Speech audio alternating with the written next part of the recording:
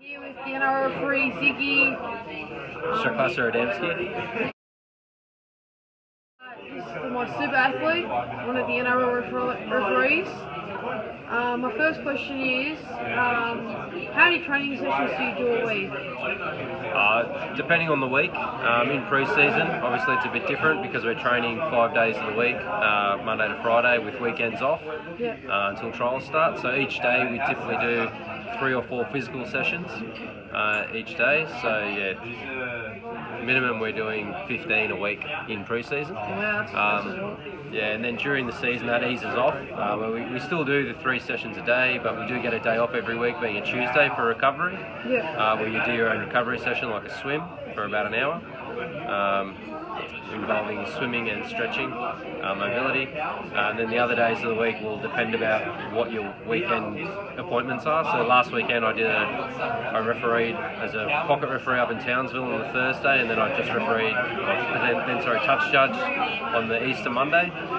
So last week I only did the 1 physical session running on my legs. The rest of my physical sessions were either swimming, gym or bike, so off legs conditioning. And I would have done about 5 or 6 sessions during last week leading into the 2 matches that I ran on the weekend.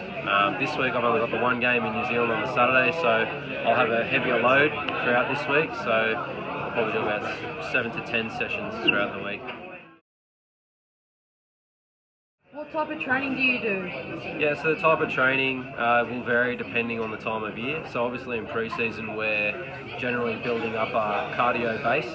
So the sessions, when we're doing our running sessions, will be a lot longer in duration to build up kilometres in the legs for during the season. So typically we'd run for anywhere, as a minimum, 50 minutes to probably about 75 minutes for the majority of sessions. That we do 3 or 4 times a week, that kind of session during pre-season. That'll differ then when we get to season. We're in season, that same conditioning running session on legs, running on a field, maximum would then be around the 50-minute mark. And you do that only once or twice a week during the season, whereas in the pre-season we're running for that longer session, and it's not just once a week, it's 3 times a week. Plus, on top of that, we're doing our swimming, which again in pre-season is almost double the time. We're swimming for about an hour every conditioning swim that we do, whereas in season that conditioning swim is only half an hour. Our gym though is constant, so our gym work and weights work is about a 50-minute to 60-minute session 3 times a week, regardless of whether we're pre-season or in season. It'll just vary the muscles that you're using. So in pre-season we're doing on legs or legs, so there's a lot of squats, Olympic powerlifting, working our core, whereas in season, the Friday or the Thursday gym session will be predominantly upper body, where you're just doing biceps, triceps, back, because obviously you don't run on your arms and you run on your legs. So closer to the game you are, you don't want to be doing back squats and burning out your legs or going in with heavy legs for a game day. So. What is your diet? Well, what is my diet? In all honesty, it's pretty strict. I'm pretty strict on myself, so pretty much my breakfast every day is 2 Weet-Bix, scoop of muesli, a couple scoops of yogurt, and some sultanas and full cream milk, because I love my full cream milk. I'll limit myself to 3 coffees throughout the day. For lunch I'll have a salad, generally a tuna salad with lettuce. And dinner, 3 times a week, I'll have like a pasta, always some type of meat, so be it red meat, beef or chicken or salmon, some type of seafood. And then with that will either be 3 times a week I'll have some carbs with that, so potatoes or pasta, and the other 4 nights of the week I'll have salad. Dessert, I'll probably have dessert once or twice a week, maximum, because you've got to limit the intake, make sure treat your body like a temple, because you only get out of it what you put into it. And How do you prepare for a game? So I used to be a fairly superstitious kind of guy back when I was a junior referee, but all that's kind of gone out the window now, because obviously you travel a lot, there are a lot of variables in your match day prep.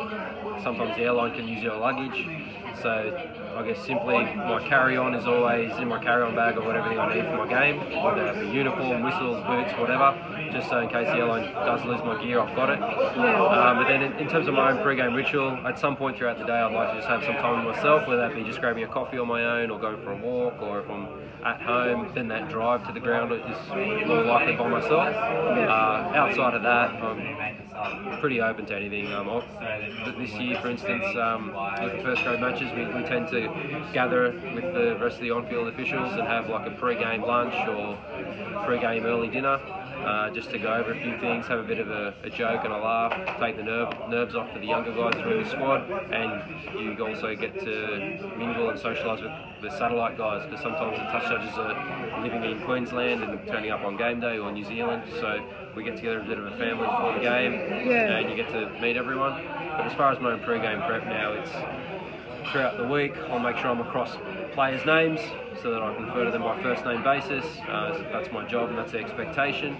Other than that, make sure I have a thorough knowledge of the laws each week going into the game, and besides that, it's very much each game's treated on its merit, and I just go out there and do the best that I can. So just make sure I'm well rested the night before a game. Early night? Absolutely, definitely. Always early night if I can before a game. In bed probably by 9 o'clock. What do you do post-game? Yeah, so post-game it'll obviously depend on where we are. If we're outside of Sydney and I'm not going home and I'm going back to a hotel, we'll generally all have a hire car, so we'll leave. Post-match we'll do a stretch in the change rooms for about an hour. So after the end of the match we'll have an hour in the sheds where we do our ice bars, stretch, shower, have a post-game what we call a hot debrief, which we stole from the All Blacks. So we'll basically have a discussion without watching any vision about how our initial thoughts are of how we performed. Then we'll generally hop in a car, go home. When you get home, if it's back to the hotel, sometimes we'll all go to one of the on-field members' rooms and watch the game back to do an analysis of that match, or just to watch it back while it's fresh in our heads. If we are separate and we're in Sydney and you're heading home, then I'll generally just go home. First thing I'll do is I'll meet my wife and she'll ask me how my game's gone. And then if it was a dusty game, then I'll definitely go back and watch it before I go to bed. I'll watch the full 80 minutes. If it's a game where I feel I've done relatively well, I might brush over a few incidents and watch the rest back the next morning after a good night's sleep. The next day is always recovery swim and watch the full game back, do my notes on the game and prepare them for the next week. Cheers. Final question. Have you had any serious injuries, and if so, how long have you been ruled out for? I've been pretty fortunate in my refereeing career. I've only started to have injuries in the last kind of 2 years, which coincide with obviously coming into the full-time squad, and where the training demands are far higher than in the lower grades. But those 2 injuries were last year. I had a groin injury, hip flexor. That ruled me out for 2 weeks, which unfortunately the timing I missed international rep round last weekend, where I was appointed in capacity but had to withdraw or get pulled off the game because of the injury.